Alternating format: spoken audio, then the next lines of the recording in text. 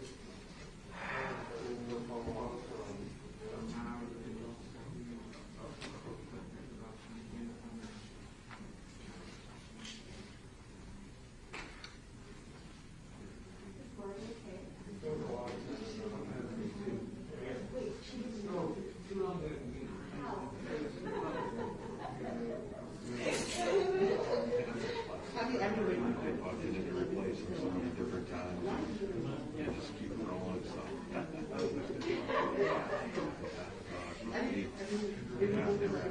really.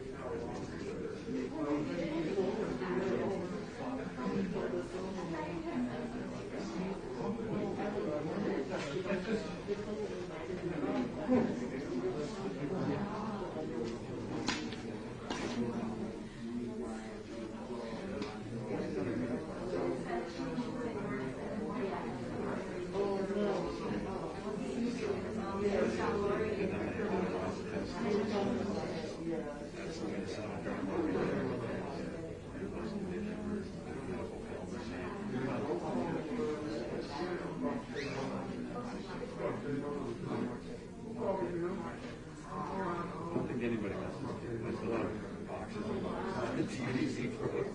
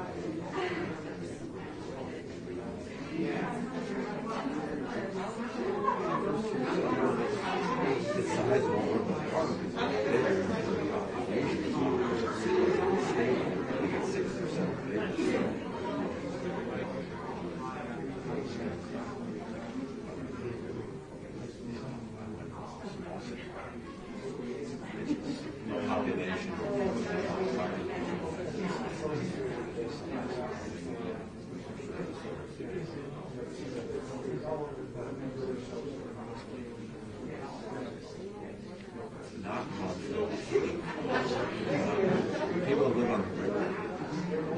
Oh, they get rid of it. That's even it's turning over. Not a lot of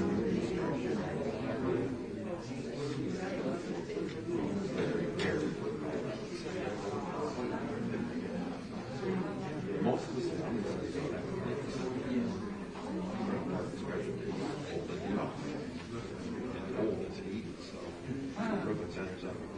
Hey, Matthews. We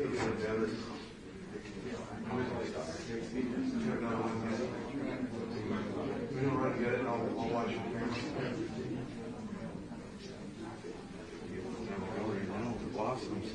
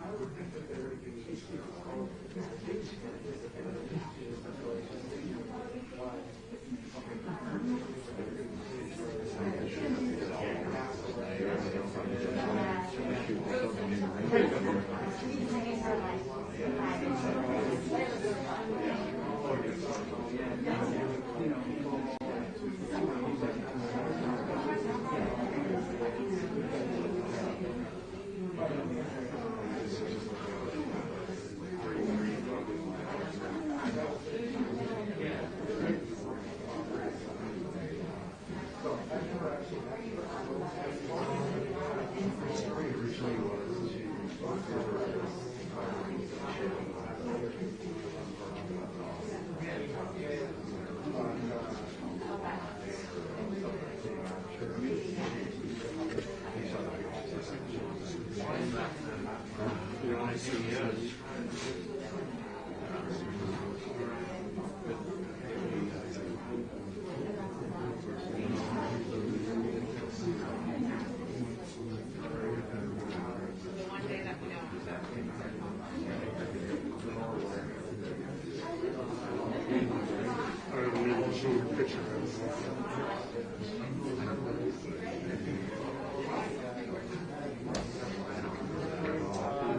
I looked it up, and her name was in the fourth grade, and the four was Kirby.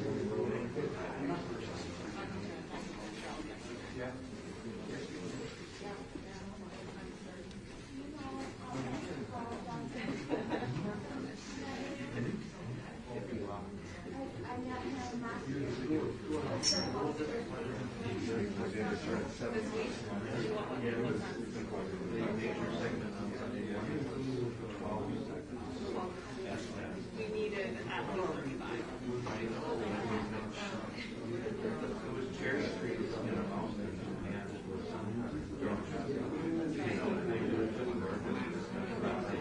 35.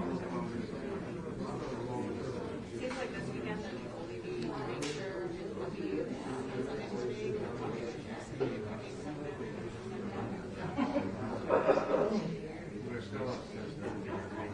Yeah.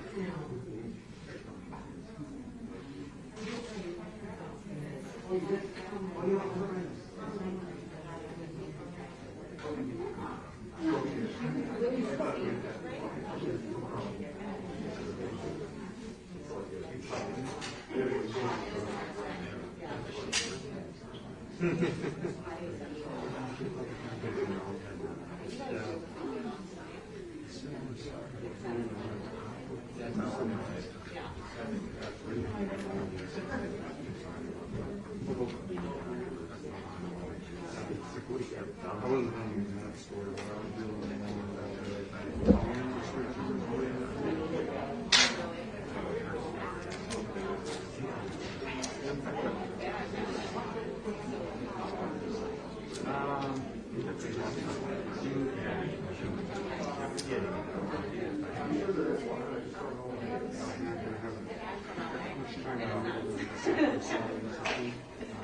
I helped them move every day.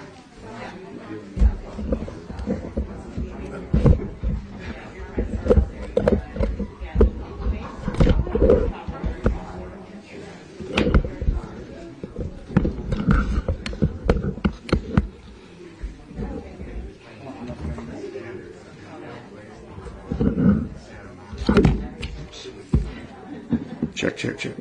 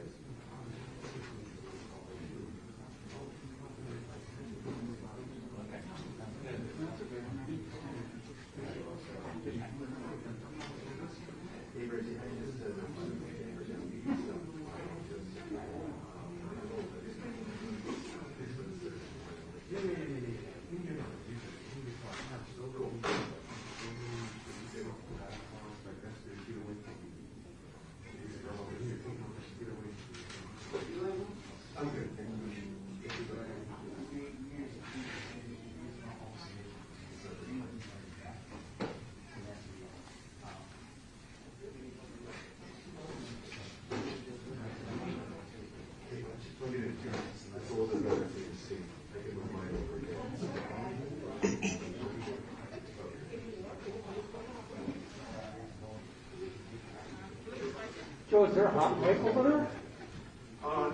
They have a podium mic. Yeah. Oh, those are all hot too, huh? They are, because I can hear you over there, yeah. Oh, stand by, bring it.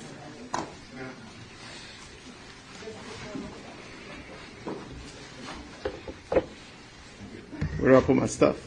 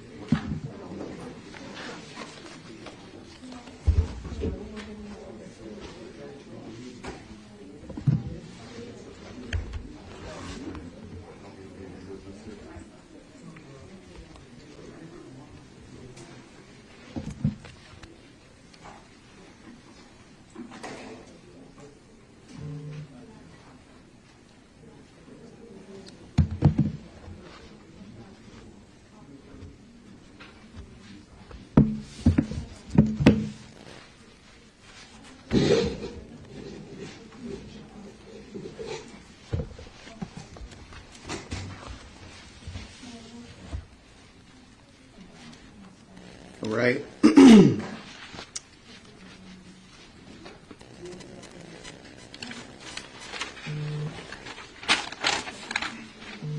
There's no place to set my all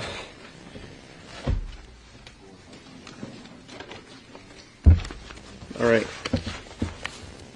Well, good afternoon.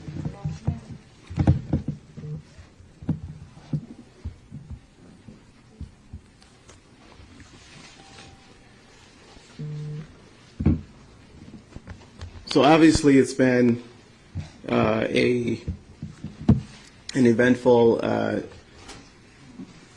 several hours for our city. We are still experiencing trauma in our community from the events that unfolded, which led to the killing of Daunte Wright. Yesterday, I was able to speak with Daunte Wright's father and express our condolences on behalf of the city. I want to bring you all up to speed on a number of events that transpired yesterday, including events that transpired today. That is our commitment, is to continue to be open and transparent and continue to provide information on this evolving crisis.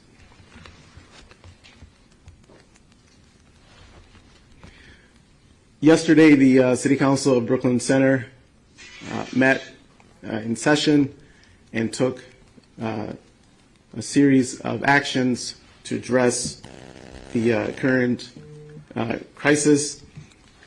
That included a vote in which the council voted to streamline the chain of command with the department and voted to, in accordance with our city charter, have the command of the police department under the office of the mayor. That was the first action the council took. The council then took action to relieve the city manager of his duties. As you all know, the city manager had responsibility and command over the police department until yesterday. The city council also passed a resolution yesterday in support of relieving the police chief and the officer who was involved in the shooting.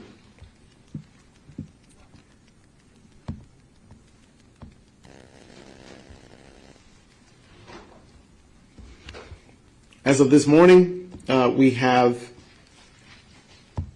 the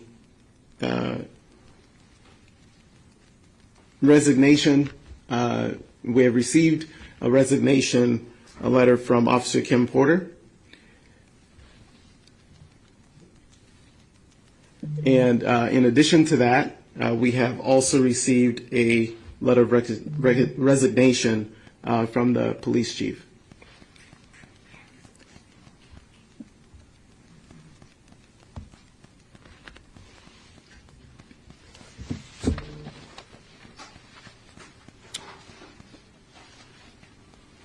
Right. Can you two come up?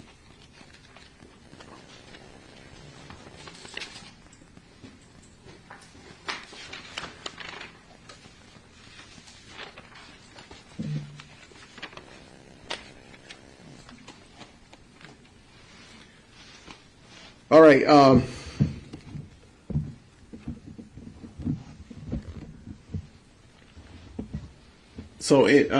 So with the police chief's resignation, we're going to appoint two of our senior commanders to play critical leadership roles in leading the department through this crisis. Commander Tony Groening is going to be the acting chief, and Commander Garrett Flesland is going to assist the chief with regards to handling this current crisis. And so that is the update. Those are the updates we have for you at the moment. If you have any questions, we're happy to stand for questions. Mayor, your questions first. Can you have the acting chief say his name and spell it? And were they sworn in moments ago while we were waiting for this news conference to start? What? Yeah, go ahead. I'm sorry, did you want me Can to? you accept the microphone, please? Thank you. I'm sorry, Mary. I was just trying to Yeah, look you please up. go ahead. Just say your name. Spell your name. Tony Gruenig, TonyGruenig. Hey, Commander, did you want to spell your name as well? And you're now the preceptor of the microphone, so I was something there. Sorry, acting police chief, yes. And how long have you been with the department? 19 years. What's on your Good. heart stepping into this new role at a time like this? I don't have any prepared statements. I'm just trying to step forward and fill a leadership role right now. I understand. That's why I'm saying, I don't like asking how you feel, so that's what it is. Sure. Yeah. You know, it's very chaotic right now. You know, we just informed less than a half hour ago or an hour ago about the change in status. There's just a lot of chaos going on right now. We're just trying to wrap our heads around the situation and try and create some calm, right? And that can kind of transition into, we'd like some calm for the community, just some pause and community calming as we try and wrap our heads around the entire situation. Mayor, I have a question for you. Let me just say, the acting chief here has spent a lot of time working in the community, working with the community. He's someone who knows Brooklyn Center well, has probably, I would say, more than any other person in the department, has a very strong commitment to working directly with the community to help resolve issues. He's done that throughout his career. That is why he is the right person to step forward and take on this role at this time. And Mayor, let me ask you, since Officer Potter was allowed to resign, is she allowed to keep her pension and can she join another police department? You know, I do not have the answer to that. I do not know that. And I can believe you going police protocol might be in my answer. Are you prepared to speak to that? No, I can't. I don't know Okay. the situation in her benefits package. If she, So that's information we can get back to you on. Mayor, how does this change the situation for the department now that the officer has formally resigned? How does that change things going forward for your department, for the city, rather? Well, you know, what I understand is that the officer stepping down has the effect, I think, of speaking to one of the things that the community, that folks who have been out here protesting have been calling for, and that is that the officer should be relieved of her duties. And so, you know, I'm hoping that this will help bring some calm to the community. Although, you know, I think ultimately people want justice. They want, you know, full accountability under the law. And so that's what we're going to continue to work for. We have to, you know, make sure that justice is served, justice is done. Dante Wright, you know, deserves that. His family deserves that. And, you know, I'm appreciative of the officer, you know, stepping down and saying that, you know, she felt that was the right thing to do for the community. And, you know, I couldn't agree more. Did the city ask her to resign? We did not ask her to resign. That was a decision she made. When did she make this decision, and did she get wind that you were planning to terminate her? I do not know if she got wind of an impending termination or not. You know, she, you know, I believe informed the city this morning at approximately 9:56 this morning. At 9:56 a.m. this morning. Mayor, what kind of message are you hoping these personnel changes send to the community, especially specifically the police chief? Well, certainly. I mean, you know, we want to send a message to the community that we're taking the situation very seriously.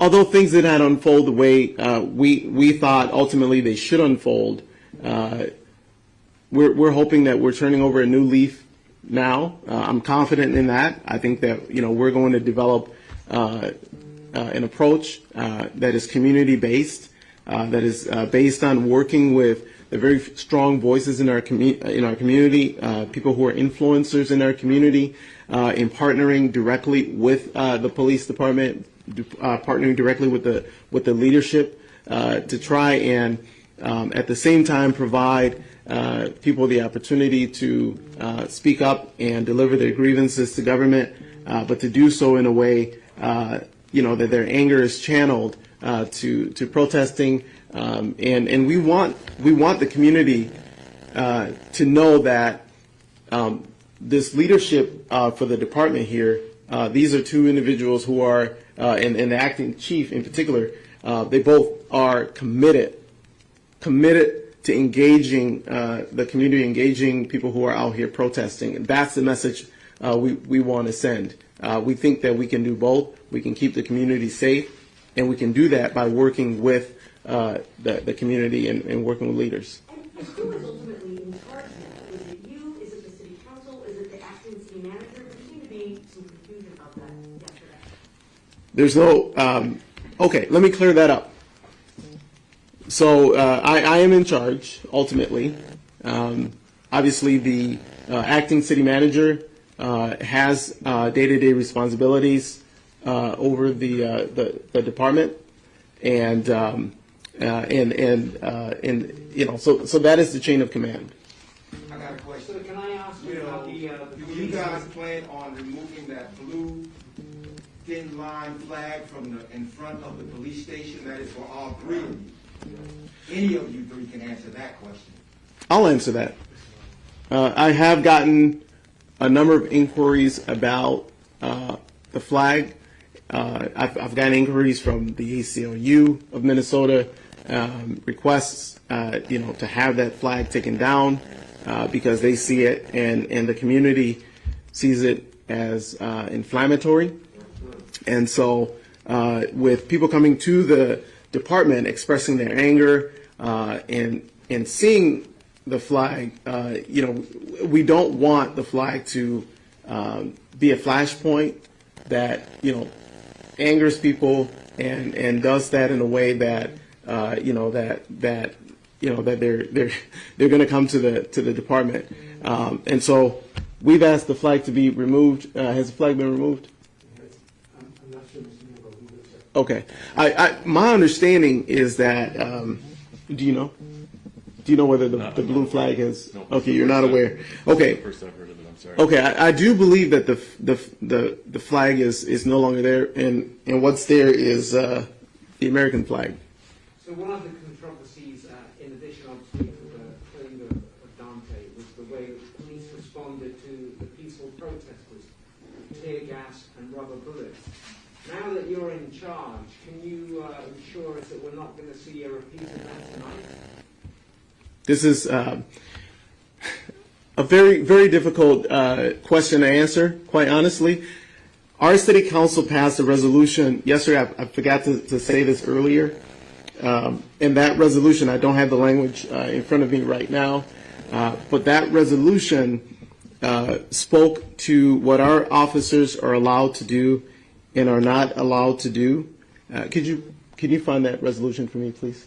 Thank you. I will. I just want to know one thing. I will reference what the resolution says in terms of how our officers can behave. One thing I want you all to know is that prior to this situation, there was a regional central command set up related to the Derek Chauvin trial, and that operation has been mobilized to respond here in Brooklyn Center. There's a regional command center that has command and jurisdiction over the state patrol, the joint law enforcement agencies that are acting in Brooklyn Center, including the state patrol, the National Guard, and the Hennepin County Sheriff's Department. And so they are given orders to respond using tear gas and rubber bullets, and we have not given those orders here in Brooklyn Center.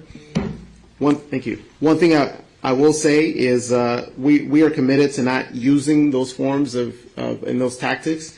Let me just say what the language in the Brooklyn Center's City Council resolution says. And this is a resolution limiting police crowd control tactics during protests.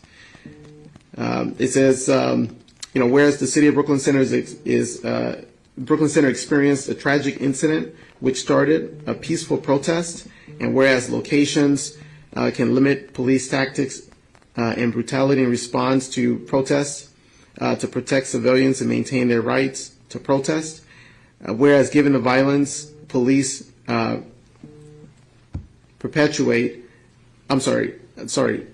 against protesters, it should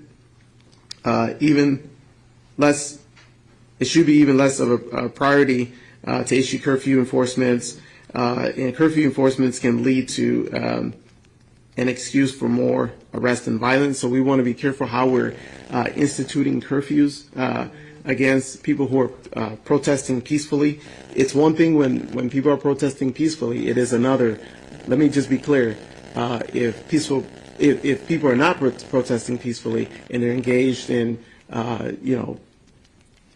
in any kind of use of force against law enforcement, I just want to say that there is a difference there that we recognize. So the city of Brooklyn Center prohibits the use of tear gas and other chemicals. The city of Brooklyn Center bans other violent crowd control and dispersion techniques, such as the use of rubber bullets as a tool against protesters. The tactics of kettling, also known as police lines, to arrest large numbers of people. In regulating crowd control techniques, the city of Brooklyn Center bans violent tactics such as chokeholds and implementing harsher punishments for the use of those maneuvers.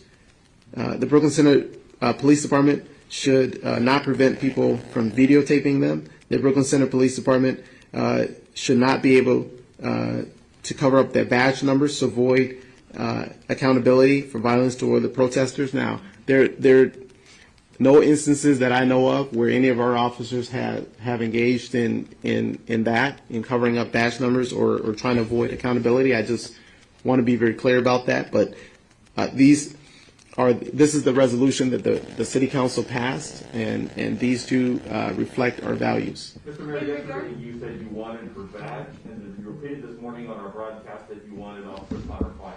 Why was she allowed to resign, and why didn't you fire her instead? Well, I just want to be clear that in order for us to make that decision, we were going through our own processes to make sure that that internally we had all of the documentation in order to be able to do that. But the officer resigned, and so we have that resignation at this moment. And because she resigned, what does this mean for her legal representation? Will she still be allowed to use the union if she is in fact charged? I don't know the answer to that, but that is a question that we will get back to you on.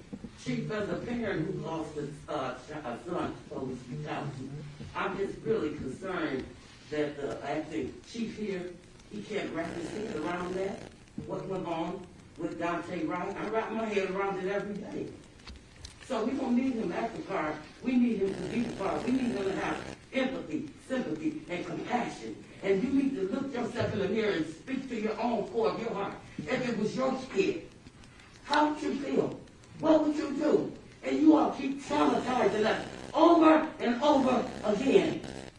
And you can't wrap your brain around it. But yet you go out to your kids and wife every day. And I'm left void without a child. When Sandra Bland got killed, I could wrap my head, my heart, and everything around it. And my son was living then. I'm going to need you to do more than just wrap your mind around it. That's what I'm going to need you to do. Because, see, it's corrupt cops here in Brooklyn Park and in the state of Minnesota. And it's a deadly state of black, brown, and indigenous people. But you can't wrap your head around it. But you go home and you wrap your arms around your kids every day. Every day. I'm going to need you to wrap your mind around it. I'm going to need you to get in tune. I'm going to need you to put your boots on the ground and act like you care about black, brown, and indigenous bodies. That's right. Act like it's they were your kids. No more racial profiling. No more just because you're black, because you're brown. No more. I'm sick and I'm tired. And it's people like you and you. You can look away all you want to. I'm talking to you too. It's people like you that causes our families, causes us to suffer. don't know what it's like. You don't know what it feels like. I'm sick of you all.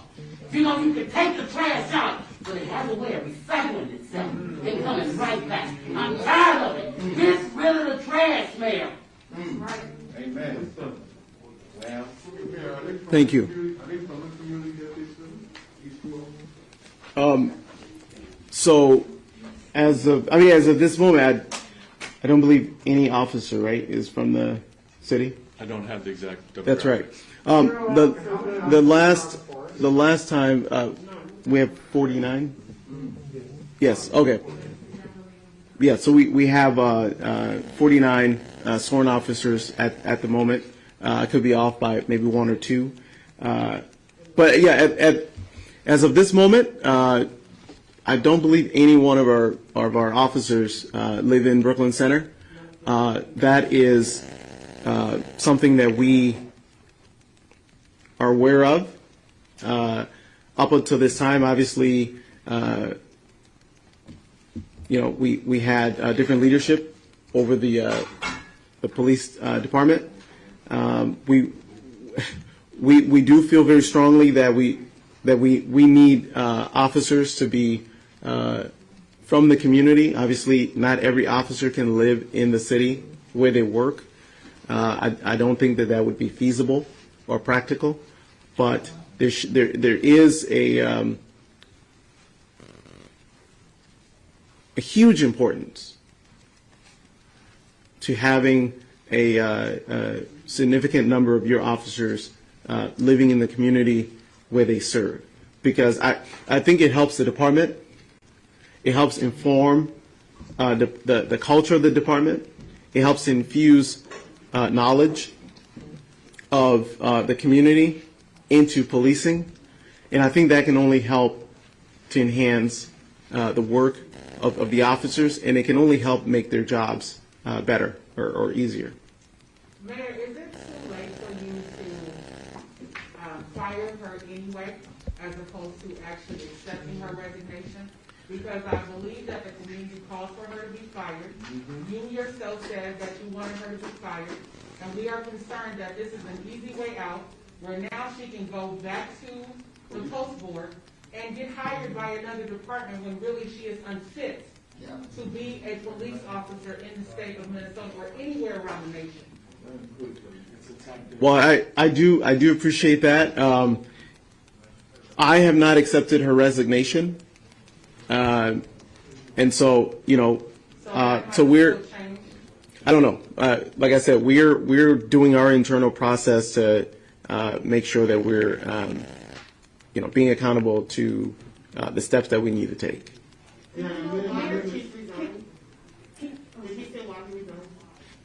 Okay.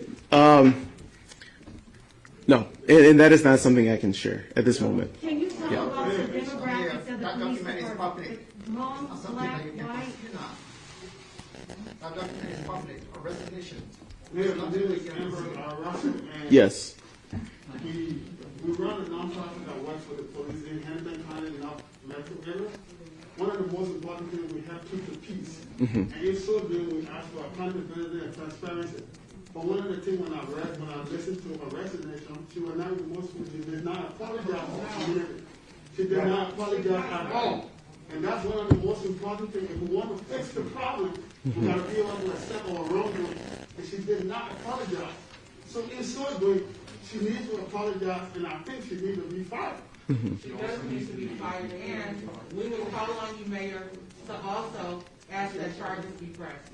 We know that the Washington County Attorney is supposedly going to investigate the case, but he has ties to police unions as well. So that means calling on the governor to call on the Attorney General to bring charges against this officer, just as they did Muhammad Noor, who also claims to have accidentally shot a civilian. Immediately, if you want peace on the streets, we need to see justice. Absolutely. This case needs to be given to appointed to the Attorney General, and so I am calling on the governor to exercise his authority and to move this case from Washington County to under the jurisdiction of the Attorney General. That needs to happen. So Steve, you want this out of your hands? I'm sorry? Are you saying you want this out of your hands? Oh, no, not necessarily. In cases like this, whenever there's a police-involved shooting or police, shoot someone, the case automatically goes to, in our case, it would go to the Hennepin County Hennepin County Attorney Mike Freeman's office, and I believe instead he's declined. Instead, it's going to Washington County. But we understand that the sensitivities revolving around this case and the level of I don't want to say this. This case requires that the Attorney General steps in and prosecutes this case.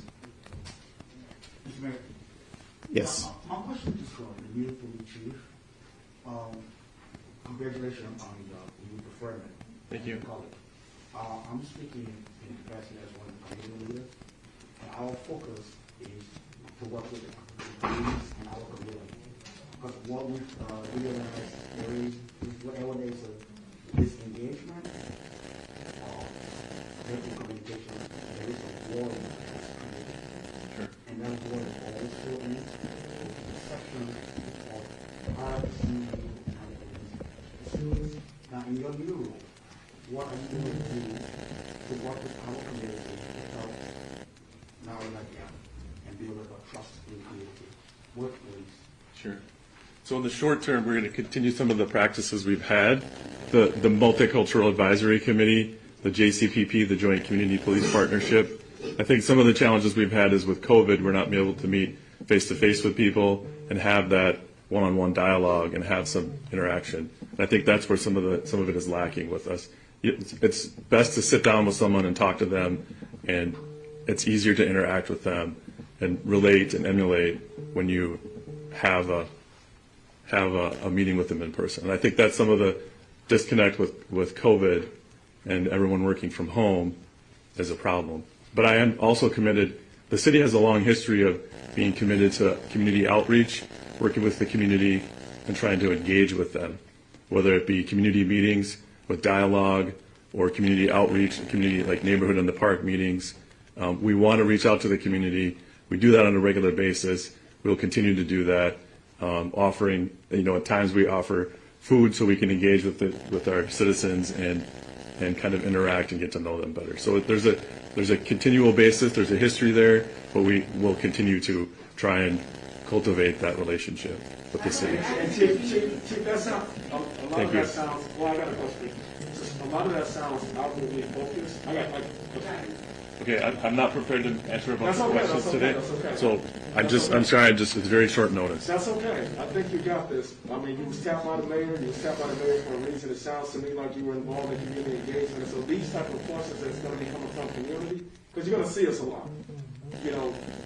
Sure. I believe that you should be the person enough to be able to answer these. And so a lot of that sounds outwardly focused in terms of, interfacing with community here, bringing food there, community outreach there, and that's fine. But there are some internally focused things as well that's really critical for us as a community.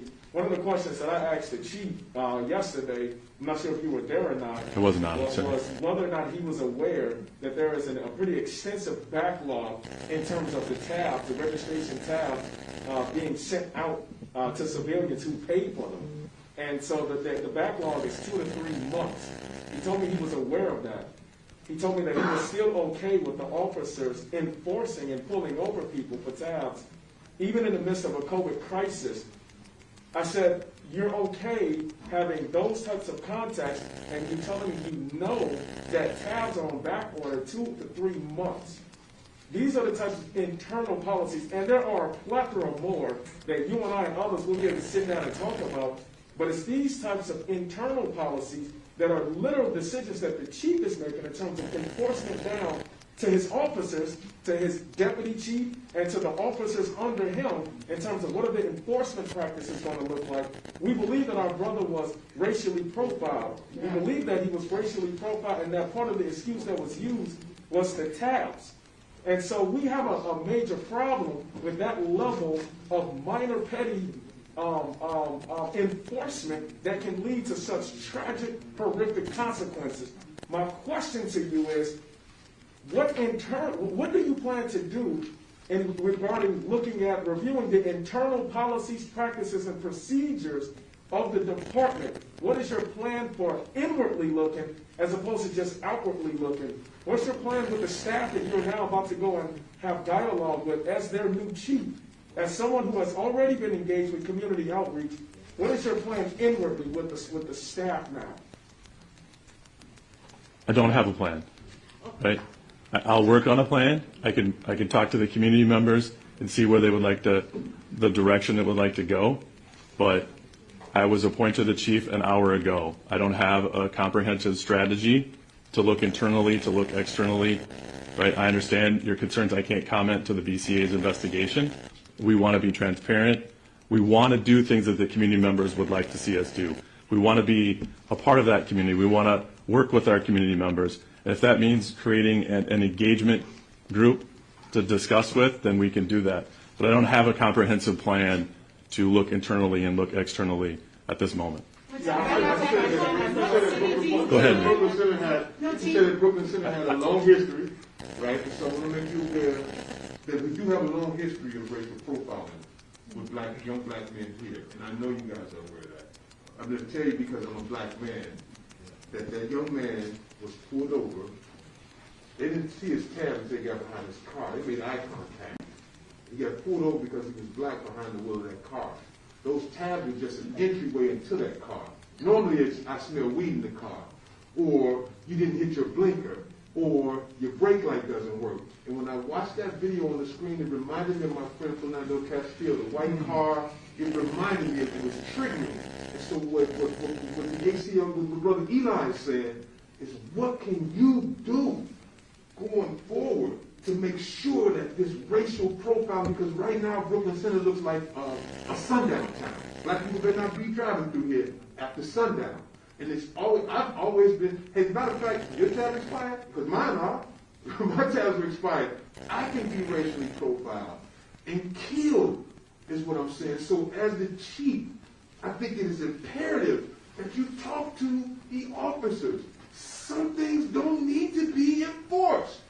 Something, like, come on, are you going to tell me when I'm wearing a mask?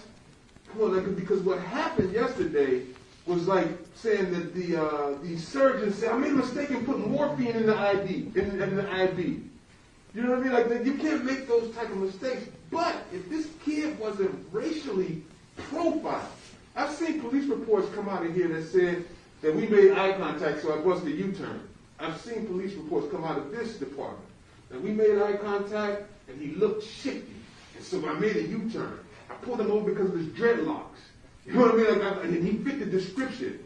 You fit the description. You fit the description. I fit the, you, man. You fit the description of pretty much 90% of the calls that come across these radios. And so what I'm saying is, I don't want to fail another young man. We failed George Floyd. We failed Deontay. We failed Philando. I don't want to fail nobody else this summer. Man, let's make Brooklyn Park first and not worse when it comes to, like, fixing this wrong. And I want to help Brooklyn. I keep saying Brooklyn Park funny. And by the way, congratulations. I wish you would be more in tune and live in the community. But since you don't live here, take your uniform off and hoop with the kids out here. Jump in the swimming pool. Show them how to do something constructive. If you know electrical trades or plumbing, show these kids something other than I'm the law and order around here. And stop racially profiling. That's all I'm asking you. All right. Thank you. Let's. Please tell us how many black officers All right, one at a time, please. One at a time. We'll go with the Independent, and then we'll go with CNN. One at a time. Excuse me. Can I ask the new chief question, please? Yes. Come on, Chief. Come on. Having examined the video from yesterday, the video Dante's. Let me, okay. I can't Okay. comment on any of that, I'm sorry. I'm sorry, I can't comment on any of that. The officer should have approached the young man with their weapons drawn. What threat did he actually pose to anybody, please, sir? I really do appreciate the question, but here's the deal. It's your job to ask the questions, and I know that. But he cannot answer that question because the BCA has this investigation now. It's theirs to look at the video. They're the investigating agency. They're going to review the tape, review all the facts, interview everyone who was involved, and then they're going to make their recommendations to the prosecuting attorneys, and then the attorneys are going to make their charging decision as to whether or not they're going to make their decision as to the facts. But What threat did that young man pose to anybody? I can't answer the question. I can't answer hypotheticals. I'm sorry. It's not hypothetical. This is- He was shot dead. It's not So, Mayor, we have a question, and I don't want this to go to my lady here. Let the police chief stay, please. He should not stay because we have questions for him. Okay, This is let's- exhibition of let me hold on. Let me clarify something. So the acting chief and the commander do have to get back. They've got another meeting that they've got to attend to. Mayor, I have So a question. I will. I'm a resident here. Yes. I'm a resident here, and I've been leading, after doing work in this community for over 12 years. Mhm. As an organizer, I live here, I own a home here, and obviously my husband, I have living, planning on living here for a very long time. One question that I have, first of all, the statement first, is that I don't need your police officers to get to know me, my name, my family before they humanize me and respect me. I need them to do their job, and their job is to protect and serve. And they don't need to know me to serve. So the whole food thing and everything else, that means nothing. Even if I have never met them, they still need to respect me. As a community, we have asked the city council for a long time that we needed a community review board. And I wanted to ask directly if that's something that you and the new chief is going to consider. Absolutely. We're not just going to consider it. We're going to do it. Thank you. Mr. Mayor, quick question. Mayor, I want to say something. Yes, sir. My name is Patrick. We are the chair of the Latino Human Rights Organization. I live in Brooklyn Center for over 15 years. The department of this acting police or director or whatever the title is just arrogancy. These are the kind of things that we have been dealing with Brooklyn Park, Brooklyn Center Police. This man has no remorse exhibited. This man, you can see the frowning on his face that he just wants to get out from here because he's among black people that are their sacrificial lambs. And we will not continue to be that. Come on. Stop this man from being a real police major in the city. You're going to have problems with us. And man, you don't need to speak for this police chief all the time. He's Yes. a grown man. He can answer the questions. I think stepping back and letting him, I understand he was just sworn in, or he just took on this position about an hour ago, but he agreed to it, so he understood the responsibilities that came with it. And if the fact that he showed up in the space with you, he should have been prepared to either answer our questions or say he couldn't answer our question and not leave that up to you. I think next time you should let him answer his own question. Thank you. Mr. Mayor, quick question. Can you then reiterate the need to let go of Kurt Bogany and what you hope to accomplish in that move? Certainly. Obviously, this is a personnel matter, and I'm limited in terms of what I can say about that. But what I can say is that the city manager, as you all know, serves at the pleasure of the city council and is subject to the removal at the will of the city council. Mr. Bogany has provided many years of dedicated service to the city of Brooklyn Center, but the city council had significant concerns regarding how the city responded to the protests. The city council determined it was in the best interest of the city and its residents to seek new leadership in the city. And we do want to thank Mr. Bogany for his service to the city. He has made strides in many areas to help make the city better. The city now looks forward to continuing this work under the newly appointed leadership of the Assistant or Deputy City Manager, Dr. Reggie Edwards. Mr. Mayor, can we count on you to immediately and unequivocally end traffic enforcement by armed police officers and to halt the practice of allowing officers to make custodial arrests and use of force for misdemeanor offenses and instead issue citations and summons? And would you keep that policy in place until there's a complete and transparent investigation of Dante Wright's death that results in recommendations focused on justice and accountability for his family and the community and on systemic fixes that will reduce the risk of additional unnecessary violence, death, and tragedy for other family members of Brooklyn Center? Fantastic question.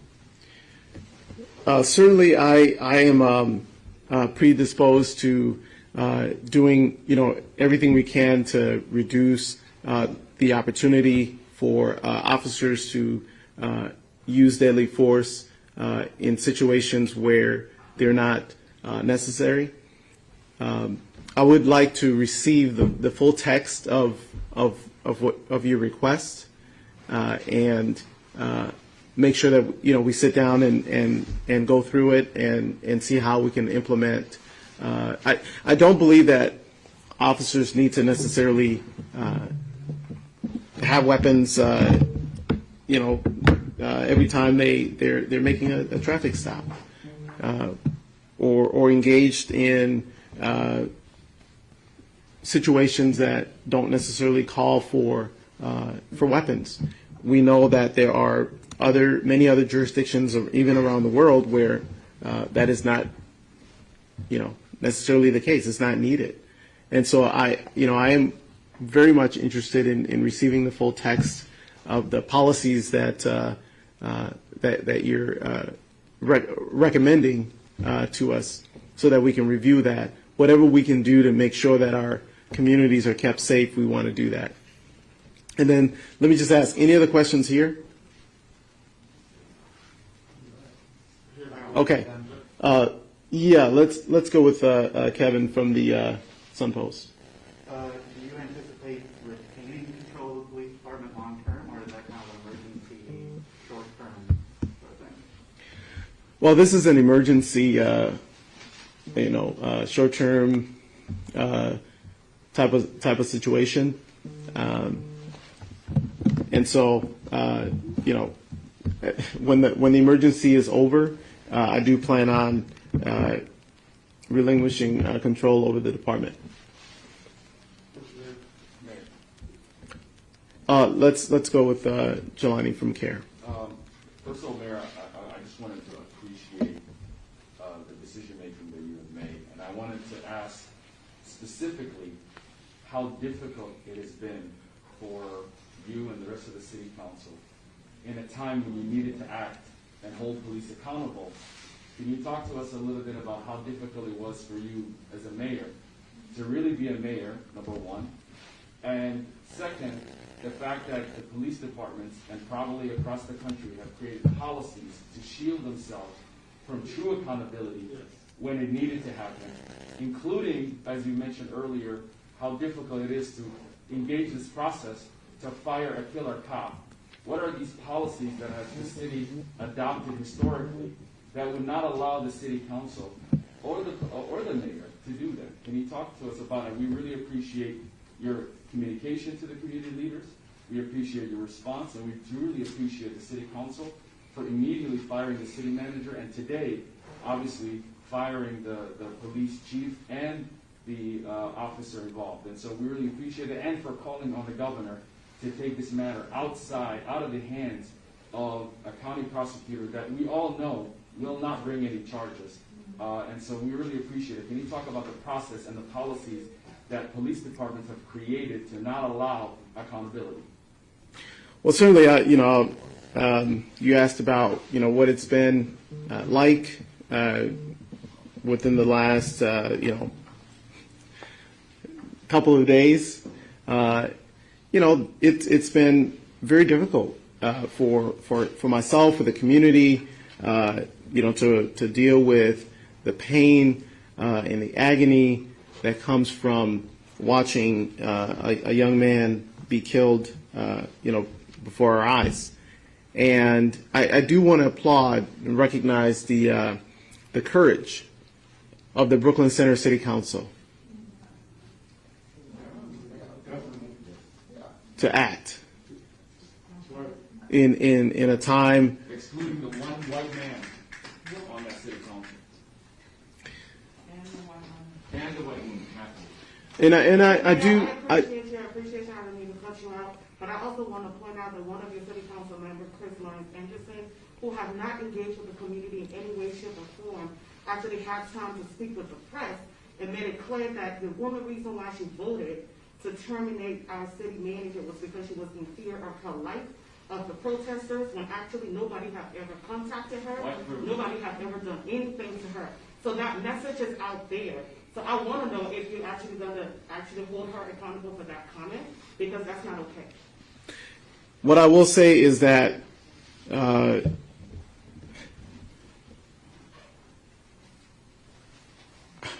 I last night went out, in fact the night before as well. But last night I went out and got a chance to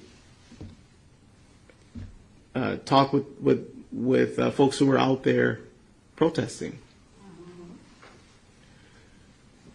And what I saw was young people, many of whom all of them looked like Dante, right?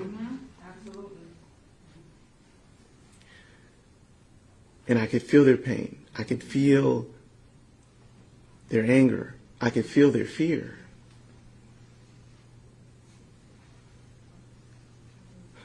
And these young people were showing up to send a message. And they're simply asking, why is it that there's a significantly higher likelihood an encounter with police in their own communities often results in their demise, in their death, in a killing? Why? And from being with them, I just felt their pain. And I understood that they're not out to harm anyone. They're in fear of their lives. So I just want to be really clear about that. I want to be clear about that. I don't believe that protesters are showing up because they want to, harm someone. So how do you feel knowing that your city council member feel that way about us? Well, I have not spoken directly with this city council member, but what I can tell you is that I don't share that point of view. If I get a chance to talk with the council member, will share with her exactly what I just shared with you. That these young people are just afraid of being killed, and they're just sharing their grievances. They're not out here. They're not posing a threat. Ma'am, may I also state as a resident that seeing a statement like that from a city council member is the exact reason why there is this distrust between our community, especially black and brown people, and City Hall, that we don't feel safe coming into this space. Her comment is not the first time. Councilmember Dan Ryan have also made some comments also in the past that actually make people feel very unsafe to engage with our city council. So I just wanted it to be out there since now we have the press here. Yes, ma'am. Certainly. We as elected officials have a very important role to play in how we communicate with the public, and we have to do that with care. We're also, in a position where we have the care of the entire community, people of all background. And so, when we speak and when we act, we have to make sure that we are helping those who are at effect, people who are helpless, people who are harmed. And we have to do that in a way knowing that by making sure we're taking care of everybody in the community, we're taking care of the whole community. We have to keep everybody in mind. Yes. You mentioned you had about 49 officers. How many of those are people of color, and will there be plans to add more people of color to the staff? Specifically black. Yes. This is a very good question. I do have the answer, but I don't have it standing in front of you here today. That is information that I have requested previously, and I know I've received that information. I don't have the hard numbers, but I can tell you that we have very few people of color in our department, and specifically black officers who are black. We have very few. Good man. Yeah, again, my name is Amber R. Russell. I'm from the Inner Organization. We run a non-profit organization that we work with the community at large, including the police. I would like to suggest something to you and make a statement to you also. If you're going to have a press conference, we're talking right now about accountability and transparency. The police have to be present because this situation was caused by the police. So if the police is not present, how will the community know that the accountability and transparency will exist? And once you have a conference, they all will leave. You have to make sure they hear from the beginning to the end, then the community will see that some transparency and accountability will be given in the end. Number two is that the reason why, the reason why you have somebody asking why the police are black people out there to further the life. Simply the answer is the police don't know. The more you enter that, the more you build that relationship, the more you create that relationship and social interaction, you get to know the people. And when you know people, you treat them differently. So the police need to be more community sensitized. Absolutely. Absolutely. I couldn't agree more. All right. Thank you, everybody. I do have to get on to a meeting. Appreciate you all being here.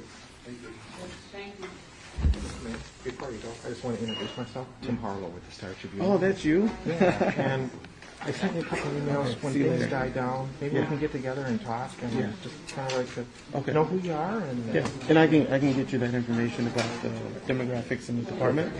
I'll be well. Okay, I'll get you that. No, Tim, give me your card.